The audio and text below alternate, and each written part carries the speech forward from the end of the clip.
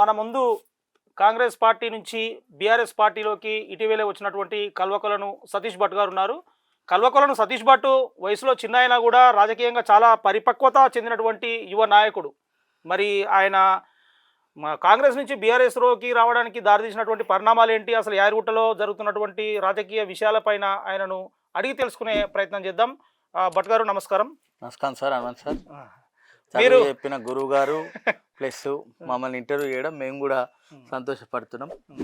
చెప్పండి సార్. సంతోషం. మీరు చాలా చిన్న వయసులోనే రాజకీయంగా చాలా ఎదిగారు సార్. అయితే మీరు మొదటగా కాంగ్రెస్ పార్టీలో మీరు ఉండడం జరిగింది. అవును సార్. ఇటీవలనే బీఆర్ఎస్ పార్టీలోకి వచ్చినట్టున్నారు. అవును సార్. అసలు కాంగ్రెస్ పార్టీ నుంచి బీఆర్ఎస్లోకి రావడానికి దారితీసిన పరిణామాలు ఏంటి, ఎందుకోసం వచ్చారు మీరు? అంటే కాంగ్రెస్ పార్టీ తల్లి లాంటిది.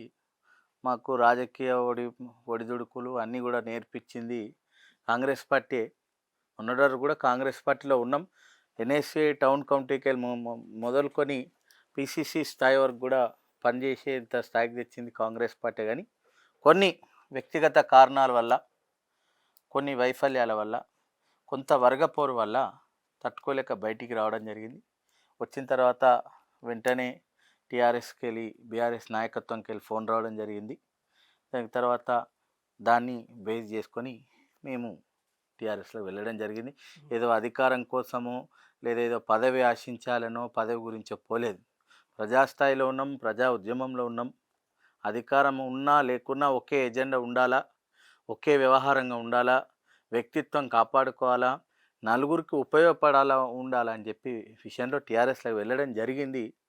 సరే, దురదృష్టవశాత్తు. కానీ మీరు ఏమంటున్నారంటే కాంగ్రెస్ పార్టీ నుంచి బయటకు వచ్చిన తర్వాత బీఆర్ఎస్ నాయకుల నుంచి ఫోన్ వచ్చింది అంటారు. కానీ ఫోన్ రావడం కాదు, మీరే ఆ పార్టీలో చేరడానికి అనేక రకాల ప్రయత్నాలు చేసిరు, చేర్చుకోమని మీరే ఆ నాయకుల దగ్గర వెళ్ళి అడిగిరు అనేటటువంటి ఒక ప్రచారం జరిగింది. లేదు సార్, లేదు అదేం లేదు. మేము మమ్మల్ని పిలవండి మేము వస్తామన్న విషయం అదేం జరగల సార్. పైనుంచి మా వర్గం అంతా కూడా మా కల్లూరు రామచంద్రారెడ్డి గారు పెద్దలు ఉన్నారు, వారికి ఫోన్ రావడం జరిగింది, మాకు కూడా జరిగింది. కాంగ్రెస్ పట్ల కొంత మీరు అసంతృప్తిగా ఉన్నట్లు మాకు ఉన్నది, కాబట్టి మీరు మాకు మీరు చేసినటువంటి వ్యవహారం అంతా మీరు కష్టపడే వాళ్ళు, మీలాంటి వాళ్ళు మా దగ్గర ఉంటే ఇంకా రానున్న రోజుల్లో మీ సహాయ సహకారాలతో అందరం కలిసి పనిచేస్తే ఇంకా నియోజకవర్గాన్ని గట్టిగా అభివృద్ధి చేసుకోవచ్చు అని చెప్పి మాకు బీఆర్ఎస్కి వెళ్ళి ఫోన్ రావడం జరిగింది.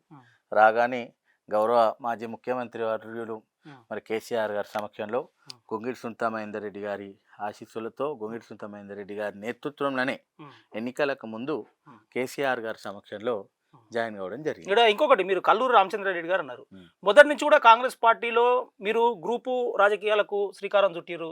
ప్రధానంగా ఇప్పుడు మీరు అన్నట్టే కల్లూరు రామచంద్రారెడ్డి వర్గంగా ఉన్నారు. కల్లూరు రామచంద్రారెడ్డి పార్టీలోకి వెళ్తూ ఆయన ఎక్కడ ఏ పార్టీలోకి ఎక్కడికి వెళ్తే అక్కడ మీ వర్గం అంతా కూడా ఫాలో అవుతారు అనేటటువంటి ప్రచారం ఉంది. అంటే కల్లూరు రామచంద్రారెడ్డి గారు అక్కడికి వెళ్ళారు కాబట్టి మీరు కూడా అక్కడికి వెళ్ళడం జరిగిందా? అంటే కల్లూరు రామచంద్రారెడ్డి గారు వెళ్ళిరని అని కాదు, అక్కడ కాంగ్రెస్ పార్టీలోనే ఉన్నాం. కొంత మాకు అసంతృప్తి ఏంటంటే పార్టీ కార్యక్రమాలు ఉంటాయి.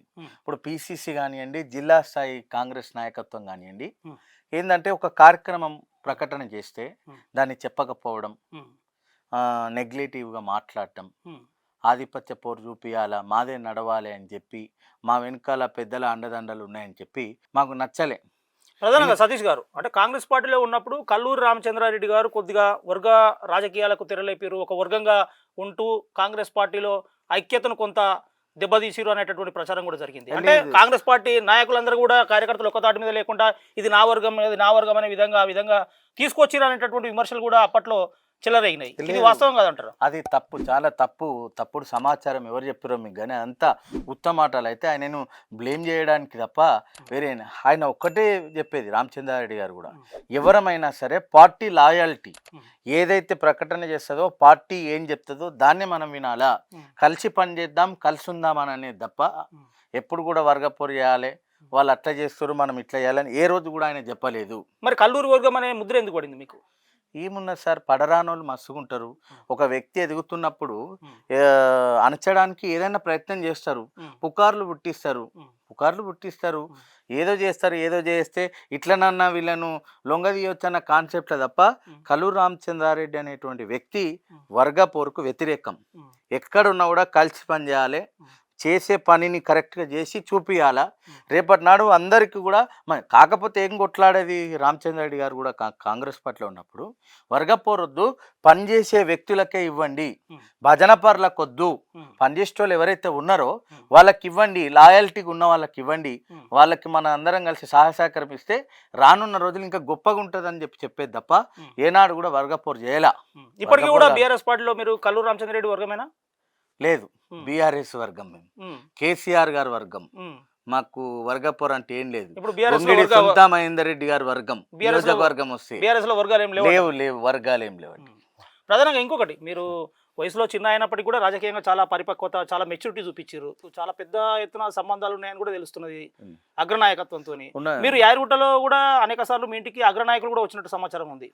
ఎట్లా ఈ పరిచయాలు ఎట్లా ఏర్పడ్డాయి మీకు? అంటే ముందు నుంచి కూడా కాంగ్రెస్ పార్టీ అన్నాడు, ఎన్ఎస్ఏ ఉన్నప్పటి నుంచి కూడా చేది. మా వెంకన్న గారు, అదేవిధంగా ప్రమోద్ కుమార్ గారు, పొత్నాక్ ప్రమోద్ అన్న గారు, భువనగిరి మా ఒడ్లోజి వెంకన్న గారు, ఇంకా మంచి మంచి నాయకులంతా కూడా ఉండేది. ఉన్నప్పుడు రాజశేఖర రెడ్డి గారి దగ్గరికి, అంటే రాజశేఖర రెడ్డి గారు అంటే అమితమైన ప్రేమ ఉండి చిన్న ఉన్నప్పటి నుంచి. అట్లా మేము వెంకన్న గారు ఎమ్మడి ఇట్లా పోతుంటాం. అప్పటి నుంచి కూడా కాంగ్రెస్ ఉండే, ఎన్ఎస్ఏ కమిటీ. మా కుటుంబం కూడా అంటే మా మేనమామలు వీళ్ళంతా కూడా కాంగ్రెస్ పార్టీ ఢిల్లీ స్థాయిలో వాళ్ళు కూడా ఉన్నారు. మేము కూడా అదే ఆర్గనైజింగ్ లో పనిచేసినాం. కింది స్థాయికి వెళ్ళి కాంగ్రెస్కి వెళ్ళి స్టార్ట్ అయినాం. మేము కాంగ్రెస్కి వెళ్ళి స్టార్ట్ అయినాం. రాజశేఖర రెడ్డి గారు లాంటి వాళ్ళు కూడా, వైఎస్ రాజశేఖర రెడ్డి లాంటి హేమీలు కూడా సతీష్ భట్ అని చెప్పి పేరు పెట్టి పిలిచేది. ఆ స్థాయికి పోయినాం. కాకపోతే దురదృష్టవశాత్తు రాజశేఖర రెడ్డి గారు చనిపోవడం మాకు తీరని బాధ. ఇవాళ రాజశేఖర రెడ్డి గారే బతికుంటే, ఉన్నవాస్తని చెప్తున్నాం, ఆయన చనిపోయిండు, బాధ అనిపిస్తుంది. కానీ రాజశేఖర రెడ్డి గారే బతికే ఉంటే వాళ్ళ ఒక స్థాయిలో ఉంది. మేము కానివ్వండి, మా పెద్దలు ఒడ్లోజి వెంకన్న గారు కానీ ఇంకా ఇతర నాయకులం ఓ స్థాయిలో ఉండేవాళ్ళం. కాకపోతే ఏంటంటే కొన్ని కారణాల వల్ల కాంగ్రెస్ పార్టీకి వెళ్ళి బయటికి వెళ్ళింది వాస్తవం.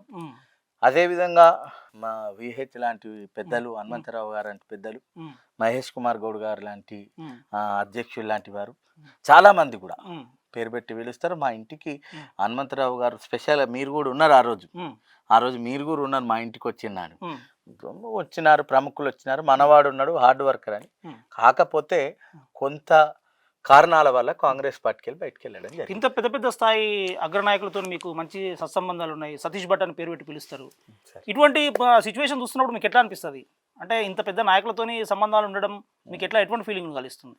సార్ మంచిగా సార్ పిలిచినప్పుడు అవతల వ్యక్తి అవకాశం ఇస్తుండు, రా నీ వల్ల చెయ్యి చేసుకొస్తే మన ప్రజలకు ఏ విధంగా ఉపయోగపడితే దీనివల్ల ఏం ఉపయోగం అయితే వాళ్ళకు ఉపయోగం చేయడం వల్ల మనము అతడు సాటిస్ఫై అవుతాడా అని చెప్పి అవతల వ్యక్తులు మాకు పిలిచినప్పుడు మనం పోతాం. ఎందుకంటే ఒకరికి సహాయం చేయాలంటే మనం తలకు గుండాల్సింది కదా.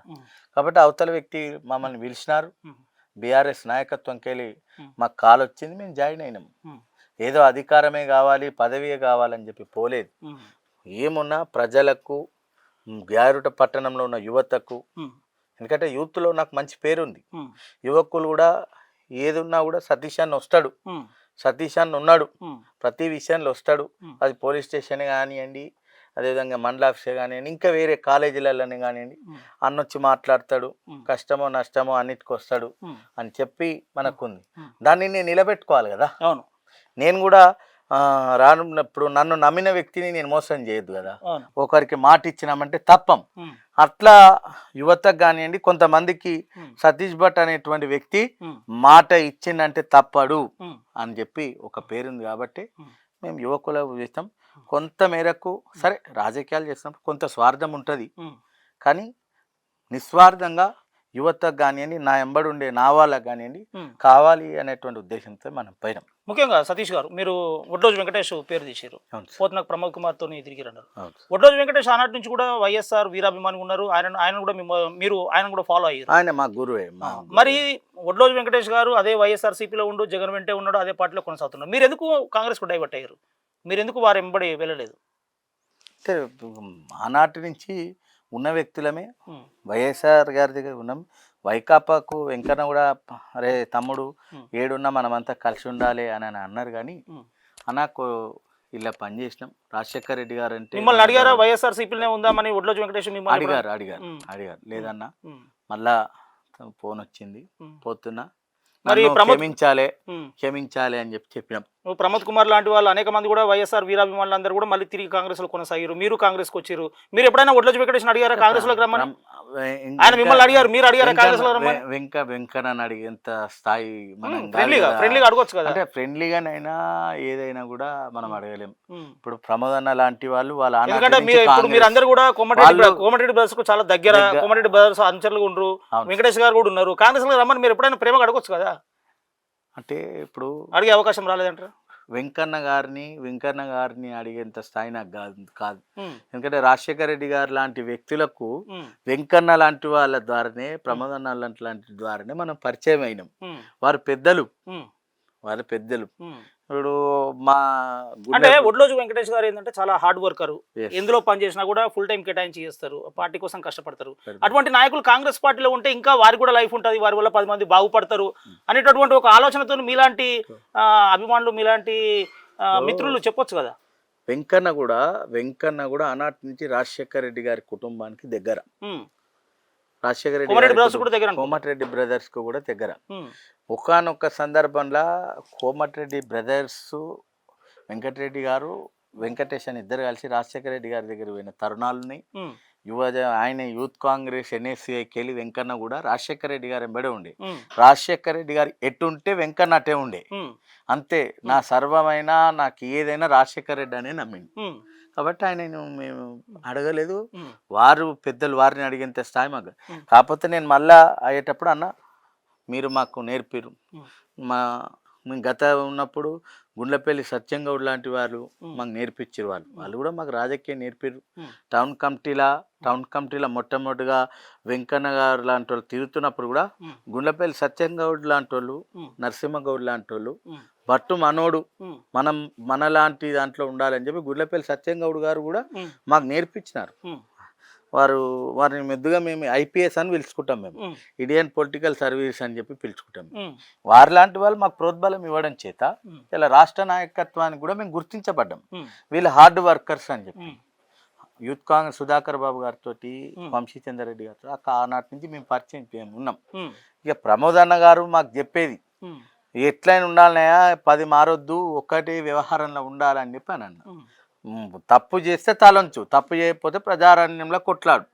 అధికారం అనేటువంటిది శాశ్వతం కాదు, కానీ ప్రజలకు ఎప్పుడైనా కూడా ఒక వ్యక్తి ఉన్నాడని గుర్తుండాలా.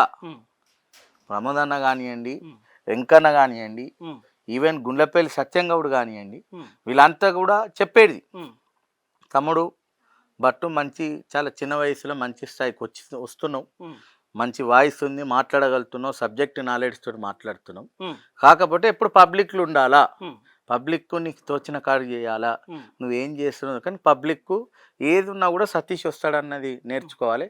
తప్పును తప్పనాలి, ఒప్పును ఒప్పనాలి అని కొందరికి నువ్వు అంటే గిట్టకపోయినా కూడా నువ్వు వ్యవహారం చేసుకొస్తేనే రాజకీయాల్లో ఎదగలుగుతావు. ఎంతసేపు నేను తొక్కాలనే చూస్తారు. రాజకీయం అనేటువంటిది ఒక చదరంగం లాంటిది.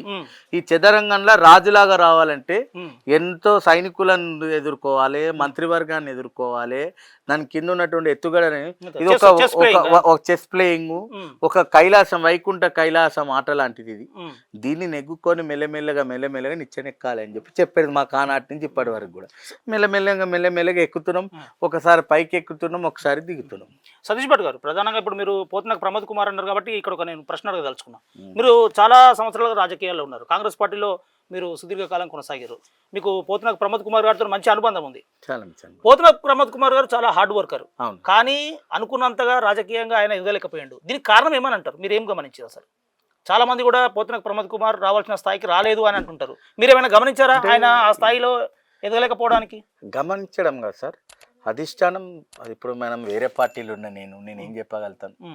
ఇలా రాజశేఖర్ రెడ్డి లాంటి వాళ్ళు బతుకుంటే ప్రమోద్ అన్న లాంటి వాళ్ళు, వెంకన్న లాంటి వాళ్ళు మంత్రులు ఇవాళ ఆ స్థాయికి వచ్చేవాళ్ళు అంటారా? పక్క 100%. ఉమ్మడి నల్లగొండ జిల్లాలో అంటే కేవలం వైఎస్ఆర్ గారు లేకపోవడం వల్లనే వారి యొక్క అభిమానులకు కొంత అన్యాయం జరిగింది, వెనుకబడిపోయారు. రాజశేఖర్ రెడ్డి గారు చనిపోవడం వల్ల చాలా మందికి అన్యాయం జరిగింది. అందులో ఒడ్లోజు వెంకన్న ఒక్కరు, పొత్నాక్ ప్రమోద్ కుమార్ గారు ఒకరు మ్మ్. నాకు తెలిసిన ఎందుకంటే ఉమ్మడి నల్లగొండ జిల్లాలో మ్మ్. జానారెడ్డి గారు మ్మ్. కోమటిరెడ్డి గారు తర్వాత మ్మ్. రాజశేఖర రెడ్డి గారు పేరు పెట్టి పిలిచేదంటే మ్మ్. ఒకటి ఒడ్లోజు వెంకటేష్ గారిని, మ్మ్. రెండు ప్రమోద్ అన్న గారు మ్మ్. పేరు పెట్టి పిలిచేది చేసేది. Like and subscribe.